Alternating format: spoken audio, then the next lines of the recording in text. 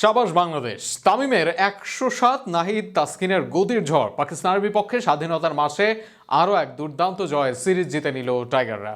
প্রথম ম্যাচে বড় জয়, দ্বিতীয় ম্যাচে বৃষ্টিতে বিপর্যয়, তবে শেষ ম্যাচে আবারও দুর্দান্ত ফিল সিমন্সের দল। পাকিস্তানের বিপক্ষে টাইগারদের সিরিজ জয়ের ম্যাচ নিয়ে আরও শুনুন প্রতিবেদনা।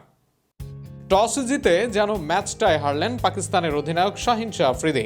বাংলাদেশের তামিম, লিটন, হৃদয়দের ব্যাটে টার্গেট দাঁড় হয় ২৯১ রান। জবাবে ব্যাট করতে নেমে তাসকিন, নাহিদের শুরুর গতি সামলাতেই হিমশিম পাকিস্তান।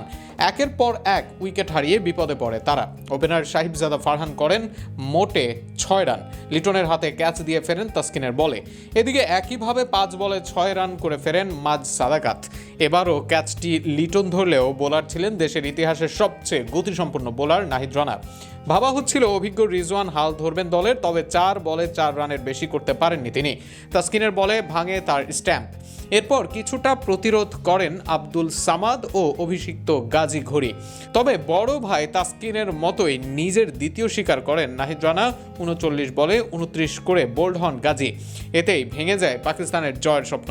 এরপর ব্যবধান কমালেও তাতেও জয় পাওয়া হয়নি পাকিস্তানের। এর আগে মিরপুর শেরে বাংলা জাতীয় ক্রিকেট স্টেডিয়ামে অনুষ্ঠিত ম্যাচে টস জিতে বাংলাদেশকে প্রথমে ব্যাটিংয়ে পাঠান পাকিস্তানের অধিনায়ক শাহিন শাহ আফ্রিদি।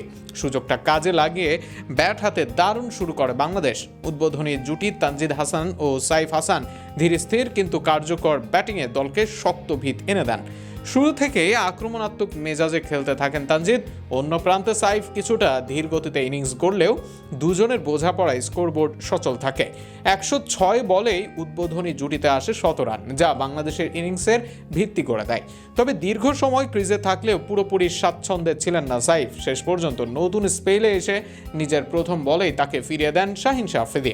সাইফ আউট হওয়ার আগে ৫৫ বলে ৩টি ৪-এর সাহায্য করেন ৩৬ রান। তার বিদায়ে ভাঙে ১০৫ রানের দারুণ উদ্বোধনী জুটি।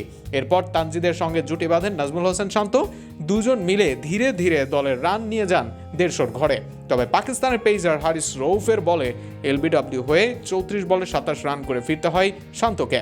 শান্ত বিদায়ের পর তানজিদের সঙ্গে ক্রিজে আসেন লিটন দাস। এই জুটিতেই নিজের ওয়ানডে ক্যারিয়ারে প্রথম শতকের দেখা পান তানজিদ। ৯৮ বলে সেঞ্চুরি পূর্ণ করেন এই বাঁহাতি ওপেনার, যা তার আগের সর্বোচ্চ ৮৪ রানকে ছাড়িয়ে নতুন মাইল ফলক। শেষ পর্যন্ত ১০৭ বলে ১০৭ রানের দৃষ্টনন্দন ইনিংস খেলেন তিনি, যেখানে ছিল ৭টি ছক্কা ও ৬টি ৪।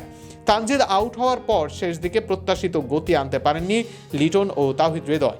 ধীর স্থির ব্যাটিংয়ে তারা দলকে এগিয়ে নেন। পরে হারিস রৌফের বলে বড় শট খেলতে গিয়ে ক্যাচ দিয়ে ফেরেন লিটন। ৫১ বলে করেন ৪১ রান। তার বিদায়ের পর গোল্ডেন ডাকে আউট হন রিশাদ হোসেন। শেষ দিকে হৃদয় ও আফিফ হোসেন কিছুটা গতি যোগ করেন ইনিংসে। হৃদয় ৪৪ বলে ৪৮ রান করে অপরাজিত থাকেন এবং আফিফ ৫ রান নিয়ে সঙ্গ দেন। তাদের ব্যাটে ভর করে নির্ধারিত ওভারে ৫ উইকেটে ২৯০ রানের সংগ্রহ দাঁড় করায় বাংলাদেশ, যা জয়ের জন্য ছিল বেশ যথেষ্ট।